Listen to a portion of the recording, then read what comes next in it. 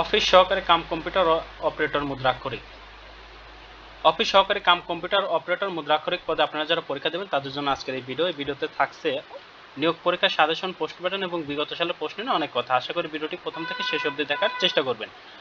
সর্বপ্রথমে একটি কথা বলে রাখি, স্বল্প সময়ে সেরা প্রস্তুতি নিতে চাইলে অবশ্যই অফিস সহকারী cum computer operator job review এই বইটির পিডিএফ সংগ্রহ করে নিতে পারেন। পিডিএফ মূল্য মাত্র 40 টাকা। পিডিএফ সংগ্রহ করতে এই নাম্বারে হোয়াটসঅ্যাপের মাধ্যমে যোগাযোগ করে পিডিএফটি সংগ্রহ করে নিতে পারেন হোয়াটসঅ্যাপ থেকে। তো চলুন আমরা বিগত সালের একটি প্রশ্ন দেখি যে কোন কোন টপিক্সের উপর সাধারণত বেশি প্রশ্ন আসে। অনুচ্ছেদ লিখতে হবে, তাহলে বর্তমান সময়ে আলোচিত যে বিষয়গুলো অনুচ্ছেদে আছে সেগুলো পড়ে নিতে হবে এই বইটি থেকে। সন্ধি বিচ্ছেদ এই বইটা থেকে পড়ে নিতে হবে। 22 বাক্য সমাস এই বইটা থেকে পড়ে নিতে হবে। অর্থসহ বাক্য লিখুন, বাগধারা এই বইটা থেকে ভালো করে পড়ে নেবেন।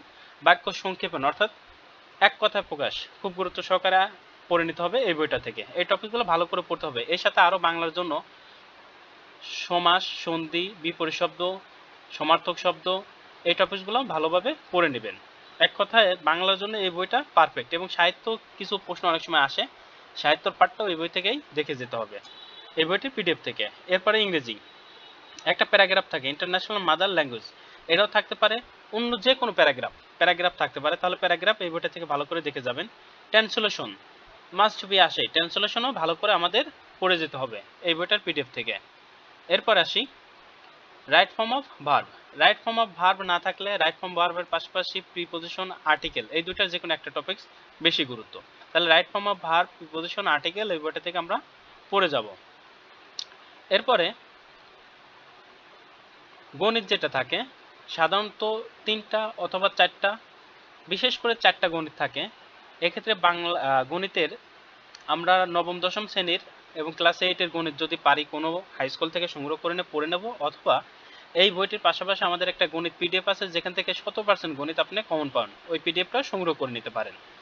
এরপর সাধারণ জ্ঞান। সাধারণ জ্ঞানের যে টপিকসগুলো একদম সিম্পল টপিকস থেকে প্রশ্ন আসে, যেগুলো আমরা না পড়লেও পারবো, একটু ভালো করে দেখে গেলে আমাদের জন্য খুবই উপকার হবে। যেটা এই বইটা থেকে পড়ে গেলে সাধারণ জ্ঞান আপনারা 80% প্লাস প্রশ্ন কভার করতে পারবেন। এখন আসি, অনেকেরই প্রশ্ন থাকে যে কম্পিউটার রিলেটেড কি কোনো প্রশ্ন আসে না? হ্যাঁ আসে, 2-4 মার্কের আসে। সেটা এই বইটা পড়ে গেলে আমরা ইনশাল্লাহ পরীক্ষায় ভালো করতে পারবো। তো সবার জন্য শুভকামনা রইল। আজকের ভিডিও এখানেই শেষ করছি। আল্লাহ হাফেজ।